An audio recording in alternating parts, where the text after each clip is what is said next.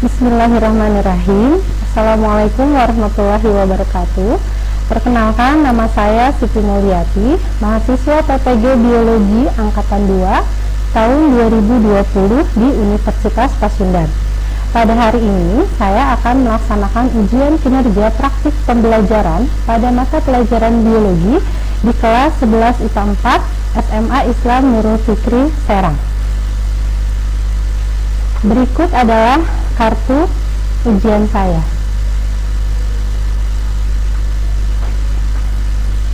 Demikian, terima kasih. Assalamualaikum warahmatullahi wabarakatuh. Kita akan mulai dari sesi pendahuluan yang terdiri dari tahapan persiapan, apersepsi, motivasi, acuan, dan akan ada pretest. Coba kita cek ya, apakah sudah muncul PPT-nya? Sudah. Ya, alhamdulillahirrabbilalamin.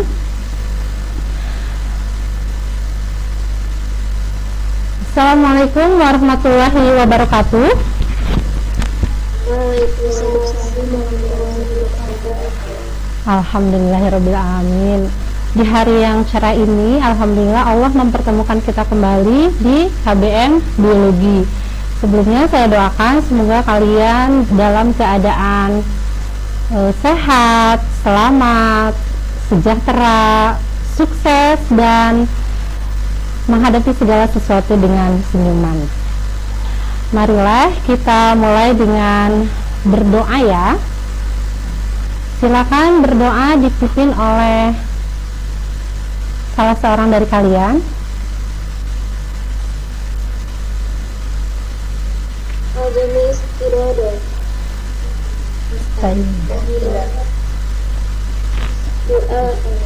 Bismillahirrahmanirrahim. Rabbi shrah li sadri wa yassir li amri wahlul 'uqdatam min lisani yafqahu qawli.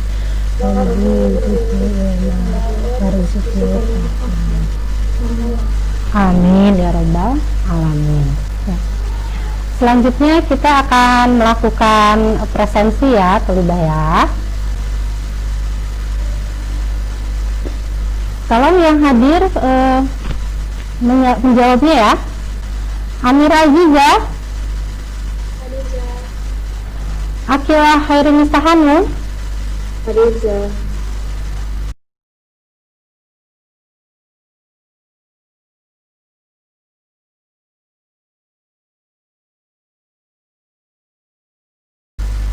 Alhamdulillah sudah presensi ya. Kita akan masuk ke tahap berikutnya. Kita akan masuk ke apersepsi ya. Apersepsi ini untuk menghubungkan informasi yang telah kalian ketahui sebelumnya dengan yang akan dipelajari hari ini ya. Silakan simak baik-baik dan direspon ya, Thalibah Solihah. Masih ingatkah dengan fungsi sistem sirkulasi darah? Kalau masih ingat, silakan jelaskan. Wah, subhanallah, masih. Siapa yang mau menjelaskan? Safina. Ya, silakan Safina. Yaitu mengedarkan nutrisi oksigen ke seluruh tubuh. Bagus sekali, masih ingat ya, karena baru belajar pada pertemuan sebelumnya tentang bab sistem sirkulasi ya. Alhamdulillah, terima kasih Safina. Selanjutnya silakan perhatikan gambar berikut ini. Wah, ini makanan apa ya? Ramen ya, Thalibah ya. Nah, kita perhatikan di sini. Menurut kalian, apakah makanan tersebut merupakan makanan yang memenuhi konsep gizi seimbang? Mengapa? Belum aja. Karena nggak ada buah-buahan nih sama minumannya. Sama minuman ya. Kita cek ya nanti pemahaman kalian sekarang dengan setelah kalian mempelajari materi ini dengan baik ya. Ya. Selanjutnya kita akan masuk ke tahap motivasi. Di sini kalian perhatikan gambar ini. Ya. Nah, di sini ada gambar tentang berapa makanan, kemudian beratnya berapa gram, disertai dengan jumlah kalorinya, serta kandungan kalori per nutrisinya. Ada karbohidrat sekian, protein sekian, lemak sekian ya, gitu ya. Nah, setelah kalian mengamati gambar ini, Coba jelaskan manfaat dari mengetahui jumlah kalori dari suatu makanan dalam pemenuhan zat gizi tubuh. Ada yang mau menjelaskan? Aku Zah, Ya, siapa nih? Amira. Wah, Amira, subhanallah. Silakan Amira. Manfaatnya kita dapat memperkirakan jumlah makanan yang harus kita konsumsi yang dikaitkan dengan jumlah kalori yang dibutuhkan oleh tubuh. Ya, bagus sekali ya. Nah, jadi kita akan membahas tentang ini berdasarkan persepsi sama motivasi, nggak jauh-jauh dari yang namanya makanan, kemudian nutrisinya, dan apakah sudah masuk ke dalam konsep gizi seimbang, kemudian dikaitkan dengan kebutuhan energi atau kebutuhan kalori tubuh kita. Kita simak ya tujuan pembelajarannya. Nah, di sini diharapkan melalui kegiatan pembelajaran daring, di sini ada sinkron dan asinkron. Sinkronnya sekarang, asinkronnya itu ketika saya sudah membagikan materinya ya pada hari sebelumnya. Kemudian kalian membaca atau literasi materi dan video pembelajaran melalui pendekatan saintifik yang 5M, menggunakan metode diskusi, juga ada penugasan, dan menggunakan model pembelajaran discovery learning. Diharapkan peserta didik dapat apa? Pertama, menganalisis nutrisi atau kelompok zat gizi dalam makanan dengan benar. Kedua, mengevaluasi menu makanan berkaitan dengan konsep gizi seimbang dengan tepat. Ketiga, menghitung nilai IMT, indeks massa tubuh, yang dikaitkan dengan status gizi seseorang, dan menghitung kebutuhan kalori tubuh dengan tepat. Kemudian harapannya yang keempat, kalian dapat menyajikan laporan hasil praktikum sederhana tentang uji makanan, amilin, dan lemak yang dikaitkan dengan kebutuhan energi setiap individu dengan cakap. Ya, apakah sudah dapat dipahami mengenai target kita hari ini, Tolibah? Sudah Zah. Terima kasih, alhamdulillah ya. Kita masuk kepada orientasi materi, video pembelajaran, LKPD-nya sudah saya share di Google Classroom kelas 11 IPA 4 dan juga WhatsApp group kelas 11 IPA 4. Kemudian untuk mencapai tujuan pembelajarannya, kita akan mengadakan diskusi.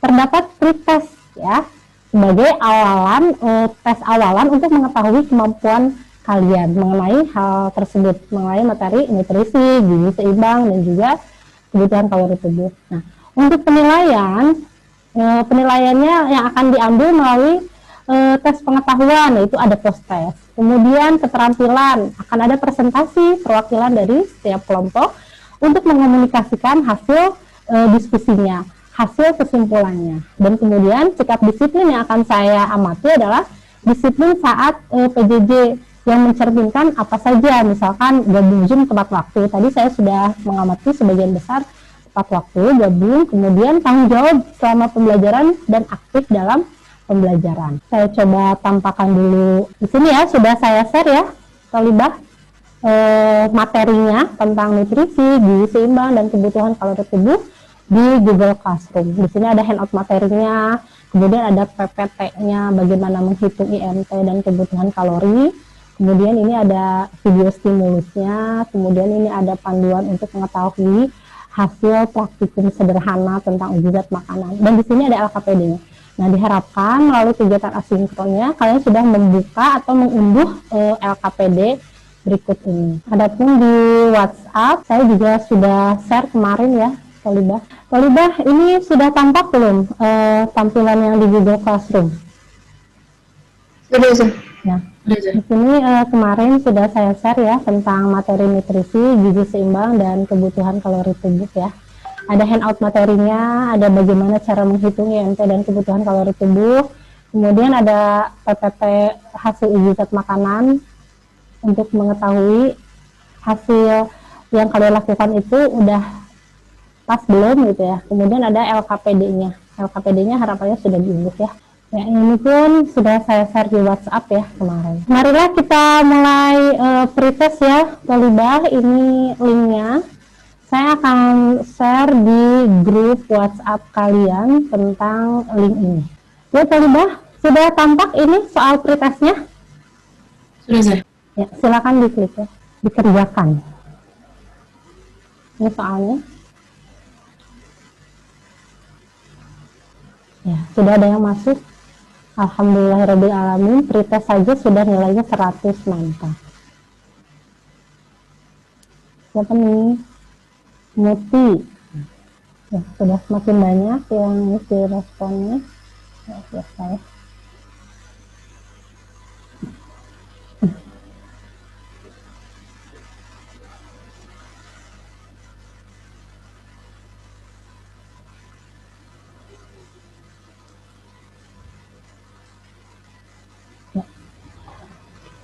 Waktunya sudah habis. Terima kasih atas responnya. Kita akan lanjut ya ke tahapan berikutnya ya setelah pretest. Kita lihat ya di sini inti dari kegiatan hari ini dengan menggunakan model discovery learning. Dimulai dari pemberian rangsangan, kemudian identifikasi masalah, pengumpulan data, pengolahan data, pembuktian, dan penarikan kesimpulan. Tahapan pertama yaitu pemberian rangsangan. Mari kita simak video berikut ini. Kita tonton yuk. Ini Arya Permana yang kami temui 2 bulan lalu. Tak pakai baju, apalagi sepatu. Hanya selembar sarung yang sanggup membalut sebagian tubuhnya yang berbobot hampir 200 kg. Tidak hanya pakaian yang jadi masalah bagi anak pasangan Ade dan Rukiah ini. Arya yang baru kelas 3 sekolah dasar terpaksa keluar dari sekolah. Padahal sejak taman kanak-kanak, Arya selalu menjadi juara kelas. Arya tak sanggup jalan kaki ke sekolah meskipun jaraknya hanya 50 meter dari rumah. Kata dokter apa, Pak? Normal. Normal semua. Nggak sakit. Saya tahu dari urin kan diambil, dari darah, ronsen jantung, hasilnya semuanya positif, normal. Awalnya, Arya tumbuh seperti anak-anak di Karawang, Jawa Barat pada umumnya. Semua berubah sejak Arya mulai gemar mengonsumsi minuman dalam kemasan menjelang usia 5 tahun. 1 gelas minuman kemasan yang dikonsumsi Arya memiliki kandungan karbohidrat sebanyak 17 gram lebih. Dalam 1 hari, Arya menghabiskan 20 gelas minuman kemasan. Dengan kata lain, Arya mengonsumsi karbohidrat setara dengan hampir 11 piring nasi dalam sehari. Ini belum ditambah dengan kegemaran Arya makan mie instan. Dalam 1 bungkus mie instan terdapat 54 gram karbohidrat. Dalam 1 kali makan, Arya bisa menghabiskan 2 bungkus mie instan. Dan dalam sehari, Arya bisa makan hingga 6 kali. Dengan kata lain, konsumsi karbohidrat dari mie instan yang dikonsumsi Arya setara dengan 21 piring nasi per hari. Belum ditambah dengan kegemaran Arya mengonsumsi camilan dan makan besar. Dari hasil penelitian sementara Dokter Rumah Sakit Hasan Sadikin, dalam 1 hari, Arya rata-rata mengonsumsi 6.000 kalori atau setara dengan 24 piring nasi. Kini tim dokter Rumah Sakit Hasan Sadikin mulai mengurangi kalori yang dikonsumsi Arya. Saat ini kalori yang dikonsumsi Arya dikontrol hingga setengah dari kalori yang biasa ia konsumsi. Tim Liputan Kompas TV. Sudah ditonton ya Pak Limbah ya? Ya, sekarang kita masuk ke tahap berikutnya yaitu identifikasi masalah ya. Nah, berdasarkan video yang tadi, silakan mengajukan pertanyaan. Ya. Nah, saya ingin mengajukan pertanyaan untuk yang identifikasi masalahnya. Ya, yuk kita simak. Dari video tadi itu sudah dijelasin tentang kalori. Nah, tapi sebenarnya itu apa sih, bagaimana hubungan antara kalori yang dikonsumsi, jumlah kalori yang dikonsumsi oleh orang dengan obesitas? Apa hubungannya deh? Seperti itu. Iya. Terima kasih ya Fanta atas pertanyaannya. Berarti sudah menyimak video tadi dengan baik ya. Yang lain juga sudah menyimak videonya. Kita akan mengetahui bagaimana hubungan antara si kalori dengan obesitas setelah kalian melakukan tahap berikutnya, yaitu pengumpulan data, pengolahan data, sampai pembuktian hingga akhirnya kalian bisa menyimpulkan. Nanti di akhir silakan komunikasikan kembali ya apa yang sudah kalian cari gitu melalui literasi video dan materi ya. Nah, tahap berikutnya adalah silakan kalian diskusikan tadi pertanyaan teman kalian gitu, hingga kalian bisa mengetahui apa hubungan antara kebutuhan kalori tubuh dengan obesitas. Untuk pengumpulan data, pengolahan data, dan pembuktian data akan dilakukan secara berkelompok. Nah, nanti saya akan membagi kelompoknya menjadi 4 ya. Paham nggak stepnya, Tolibah? Paham nggak? Paham ya, alhamdulillah. Semangat Tolibah, saya akan breakout ya. Siap-siap ya, silahkan join ya Tolibah.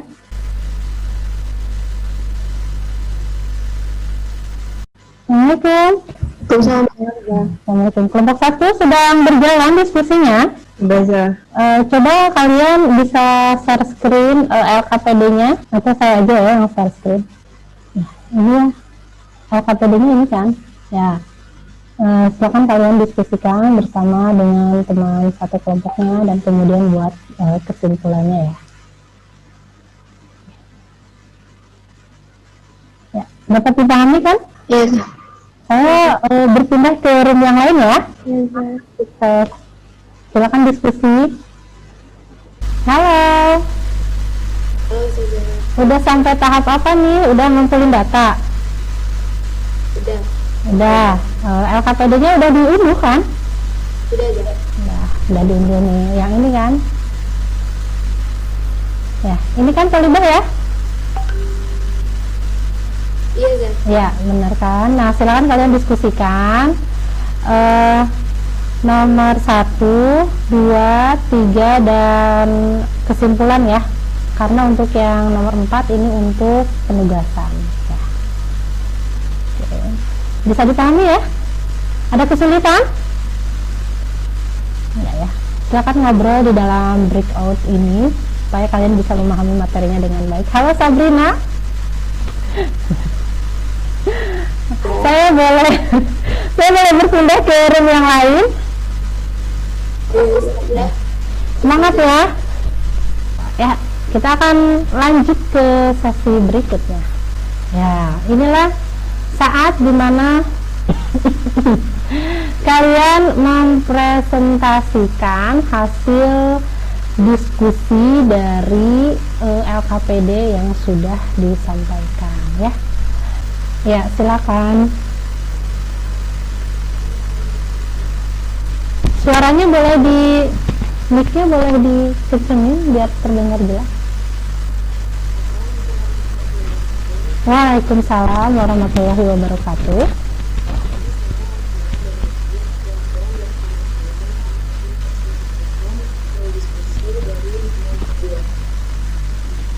Jadi buat sehat itu memiliki gizi yang seimbang. Nah, untuk menerapkannya itu dengan mengonsumsi makanan pangan setiap hari atau setiap kali makan. 5 kelompok pangan ini meliputi makanan pokok, lauk pauk, sayuran, buah-buahan, dan minuman. Nah, susunan pangan sehari-hari yang mengandung bergizi dan jenis terjaga yang sesuai dengan kebutuhan tubuh, dan juga dengan memperhatikan prinsip keanekaragaman pangan, fisik, perilaku hidup, dan memantau berat badan secara teratur dalam rangka mempertahankan berat badan normal untuk mencegah masalah gizi adalah konsep gizi yang seimbang. Selanjutnya akan dijelaskan oleh Maki. Ya, silakan. Nah, jadi kan berdasarkan paparan yang di atas itu, maka makanan itu dapat mempengaruhi konsep gizi seimbang karena dia itu memperhatikan prinsip keanekaragaman pangan yang tadi, yang ada makanan pokoknya ada tuh, ada nasi, jagung, lauk pauk, ada daging ayam, sayurannya ada brokoli, ada buncis, buah-buahan ada tomat. Tapi dia itu bakal lebih baik lagi kalau misalnya ditambahin air. Nah, sedangkan kalau yang makanan itu kan terdiri dari makanan pokok tuh ada roti, dilengkapinya sama es krim, coklat, sama keju. Nah, jadi makanan ini itu belum memperhatikan prinsip keanekaragaman pangannya yang meliputi tadi makanan pokok, lauk pauk, buah-buahan, sayuran, sama minuman kan. Nah, jadi kalau misalnya makanan yang D itu dikonsumsi kayak sering itu kurang bagus itu, bisa mengkhawatirkan tubuh yang nanti giginya tuh nggak seimbang gitu. Gitu. Gitu deh, subhanallah ya. Ada yang mau ditanyakan ya? Wah, teman-teman, silakan, ada yang mau bertanya tidak? Nah, sepertinya sudah paham dengan penjelasan kelompok ini. Silakan dilanjutkan dengan closing ya. Terima kasih. Assalamualaikum warahmatullahi wabarakatuh. Waalaikumsalam warahmatullahi wabarakatuh. Ya, terima kasih ya Muti dan teman-temannya yang sudah berdiskusi dan kemudian mempresentasikan hasil diskusinya. Ya, silakan untuk nomor berikutnya. Silakan, siapa yang mau mempresentasikan? Sabrina sama Fani ya. Ya, silakan. Assalamualaikum warahmatullahi wabarakatuh. Waalaikumsalam warahmatullahi wabarakatuh. Jadi di sini nanti aku sama Fani bakal presentasikan jawaban dari kelompok kami untuk nomor 3. Jadi Ya. kan keseimbangan energi itu sebenarnya ada keseimbangan energi. Nah itu tuh diperoleh dari makanan yang kita dapat juga. Nah cara menghitung keseimbangan energi tubuh seseorang itu ada 3, ada berat badan ideal atau BBI, Ya. sama indeks massa tubuh IMT atau bahasa Indonesia body mass index Ya. BMI. Nah Ya. untuk dari soal ini, ceritanya ini ada putri yang tingginya 140 cm dan berat badannya 49 kg. Jadi cara ngitungnya untuk indeks massa tubuh itu berat badan dibagi tinggi badan pada tinggi badan ini dalam meter. Jadi kalau putri 49 kg per 1,4 meter dikuadratin, jadi ya sama dengan 25. Nah untuk 25 ini tergolong kelompok yang kategorinya normal gitu. Terus ada juga yang berat badan ideal. Nah cara hitung berat badan ideal ini tinggi badan dikurang 100 dikali tinggi badan dikurang 100 dikurangi lagi dengan 10% dari tadi tinggi badan dikurang 100. Berarti kalau putri 140 dikurang 100 dikurang lagi sama 10%-nya dari 110 dikurang 100. Jadinya 40 kurang 4 sama dengan 36 kg. Jadi seharusnya berat badan ideal putri ini adalah 36 kg. Wow, luar biasa ya. Nah, sip, lanjut KKB-nya berapa KKB-nya? Nah terus aku yang lanjutin ada Ya, KKB silakan. yaitu dia 25 kilokalori dikali sama berat badan ideal. Nah kan berat badan idealnya 36 kg. Siap. Nah berarti 25 dikali 36 sama dengan 900 kilokalori. Oke, sip ya. Ada yang mau ditanyakan?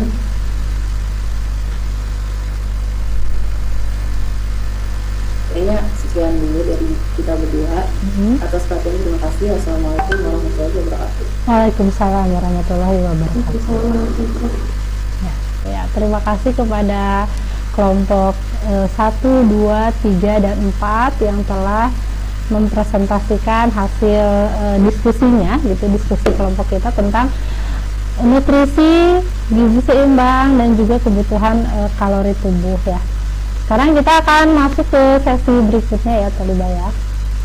Nah, sekarang saya mau menyampaikan penguatan ya, kepada kalian tentang apa yang sudah kalian cari berdasarkan materi, kemudian nonton video, handout materi yang sudah saya kasih, kemudian video yang sudah saya berikan.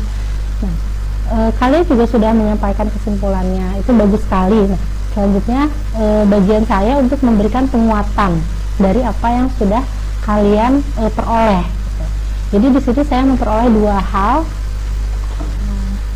dari kegiatan ini. Yang pertama adalah kandungan zat gizi beberapa makanan seperti nasi, jagung, roti tinggi akan nutrisi karbohidrat sehingga menjadi makanan pokok. Sementara daging kaya akan protein dan berperan sebagai lauk pauk. Buah-buahan dan sayuran kaya akan nutrisi vitamin dan mineral. Tambah air sebagai pelarut dalam tubuh, sehingga jika kelima kelompok makanan tersebut terdapat dalam menu sekali makan akan diperoleh menu makanan yang memenuhi konsep gizi seimbang.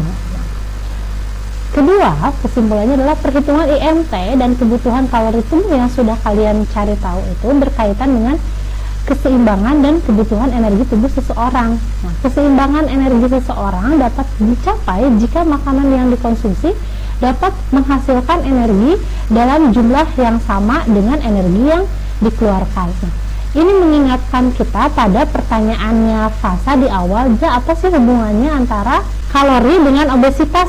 Oke, paham ya tadi informasi yang sudah disampaikan teman-teman kalian? Siap ya. Nah, kita hubungkan nih dengan info terkini. Info terkininya, saya mau mengangkat hasil penelitian. Di sini judulnya adalah kebiasaan sarapan berhubungan dengan konsentrasi belajar pada siswa SDN Sukoharjo 1 Malang. Nah, saya mau menyampaikan kesimpulannya saja. Nanti kalian kalau misalkan buka handout materinya, kemudian kalian klik di info terkini di situ, di sini nanti sumbernya nanti akan didapatkan jurnal utuhnya. Di situ disebutkan bahwa kebiasaan sarapan yang sehat menyumbang tingkat konsentrasi belajar yang baik dibandingkan dengan yang hanya melakukan sekedar sarapan dan tidak sarapan. Sebagian besar responden yang melakukan sarapan sehat memiliki tingkat konsentrasi belajar yang baik sekali dibandingkan dengan responden yang memiliki kebiasaan tidak sarapan dan sekedar sarapan. Sarapan memberikan suplai zat gizi. Nah, hubungannya tadi kan gizi, ngomongin gizi kita di awal. Nah, gizi ini akan memberikan suplai bagi otak sehingga anak tidak lemas, tidak lapar, tidak mengantuk, serta dapat menunjang konsentrasi belajar. Terus, peran guru dan orang tua sangat penting untuk mendukung siswa agar terbiasa sarapan sehat secara rutin. Kayak saya ngingetin di sini, di rumah juga ada mama, papa, ayah, bunda gitu ya. Selain itu, kesadaran siswa terhadap pentingnya sarapan juga perlu digalakan. Maksudnya digalakan itu apa sih? Ayo dibiasakan gitu. Nah, melalui mata pelajaran pendidikan jasmani oleh guru, dan juga kalau bisa ya biologi ya, karena ini hasil penelitian orang lain tulisannya pendidikan jasmani. Nah, kita hubungkan dengan pelajaran biologi gitu ya. Oke, kita next ke tahap berikutnya. Nah, kita udah sampai pada sesi yang namanya penutup ya. Bagian penutup terdiri dari refleksi, post-test, dan rencana tindak lanjut. Kita mulai dulu dari refleksi ya. Apa sih sebenarnya manfaat mempelajari materi ini? Nah, nutrisi, konsep gizi seimbang, dan kebutuhan kalori tubuh. Siapa yang mau menyampaikan di antara kalian? Kanisa. Ya, siap. Jadi kita hari ini kan tadi udah belajar tentang nutrisi, konsep gizi seimbang dan kebutuhan kalori tubuh. Nah, manfaatnya itu kita jadi bisa menganalisis nutrisi dalam menu makanan kita. Terus kita juga bisa mengevaluasi menu makanan tersebut berkaitan dengan konsep gizi seimbang. Bagaimana dengan perhitungannya? Apakah kalian sudah bisa menerapkan perhitungan IMT dan kebutuhan kalorinya? Bisa ya? Bisa ya, alhamdulillahirabbil alamin. Nah, itu coba kalian hitung berat badan saya berapa ya, kemudian tinggi badan saya berapa ya, oh berarti IMT saya sekian ya. Nah, kemudian dari situ hitunglah kebutuhan kalorinya. Oh, berarti bagusnya nih kebutuhan kalori saya biar terpenuhi itu sekian gitu. Sehingga tidak ada lagi yang namanya kelebihan kalori atau kekurangan kalori. Karena kalau kelebihan kalori khawatir menjadi obesitas, kalau kekurangan kalori kita menjadi kekurangan gizi, kelihatannya dari tubuh yang kurus gitu Toliba. Itulah manfaat dari pelajaran kita hari ini ya. Selanjutnya kita akan melakukan post test melalui Google Form. Saya akan bagikan lagi soalnya. Sudah tampak ya Toliba? Yuk silakan melakukan post test. Tadi aja di pretest kalian udah keren ya, apalagi post test ya, 100 semua kali ya. Amin. Toliba di screen kalian kelihatan ini soal post test makanan, ada kelihatan ya? Ya silakan. Nah, silakan kalian mengerjakan melalui link Google Form yang sudah saya sampaikan. Saya sedang menunggu respon dari kalian. Wah, luar biasa. Muti 100, mantap. Wanita 100. Wow, mantap. Toliba terus masuk semua ya.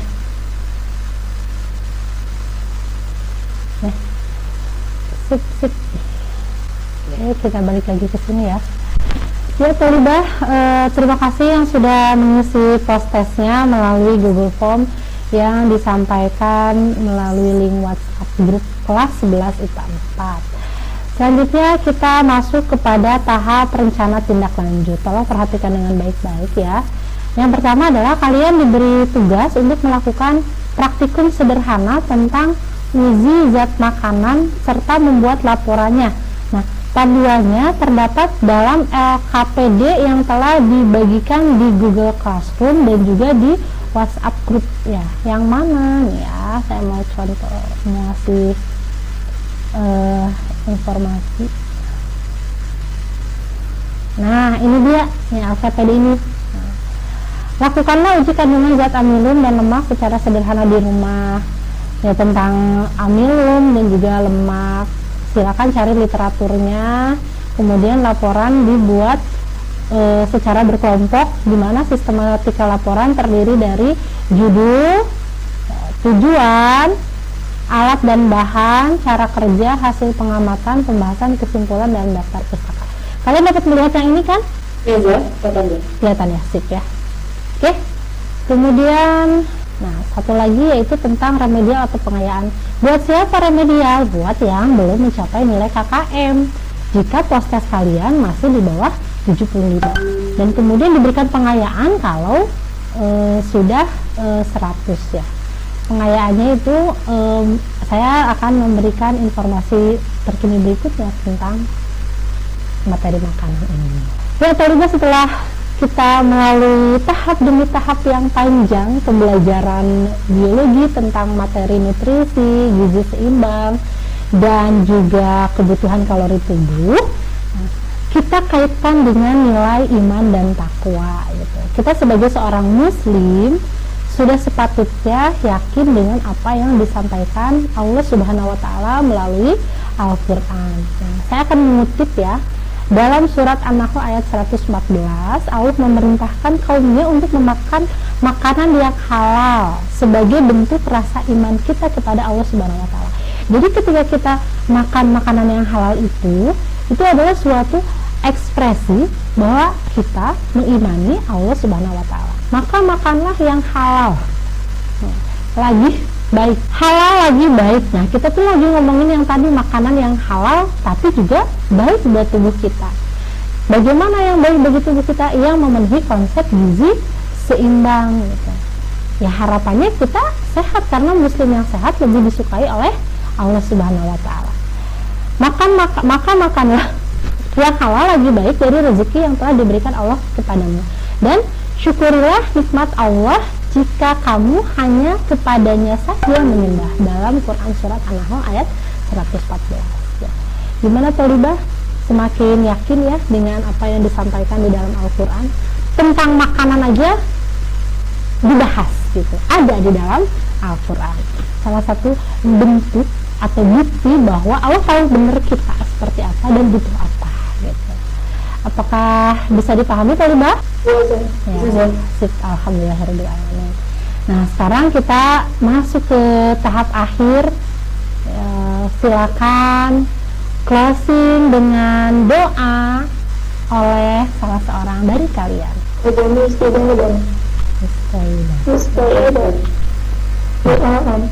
Alhamdulillahirabbil alamin. Alhamdulillahirrahmanirrahim. Tolibah, sebentar saya mau foto kalian sebentar ya. Senyum, keep smile. Nah, buka kameranya, yang bisa kameranya dibuka. Oke, 1, 2, 3. Start.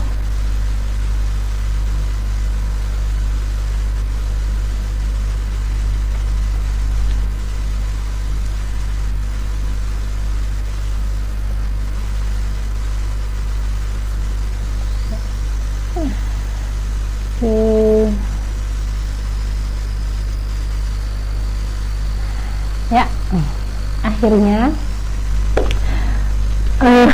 terima kasih atas kegiatan KBM hari ini yang berjalan lancar, juga kalian yang luar biasa akhirnya saya mengucapkan Assalamualaikum warahmatullahi wabarakatuh.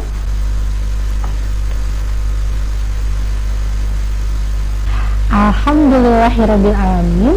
Terima kasih. Demikianlah ujian kinerja praktik pembelajaran pada mata pelajaran biologi di kelas 11 IPA 4 SMA Islam Nurul Fikri, Serang, yang dilaksanakan pada hari Senin tanggal 23 November 2020. Semoga dapat bermanfaat dan menginspirasi bagi yang menyaksikannya. Assalamualaikum warahmatullahi wabarakatuh.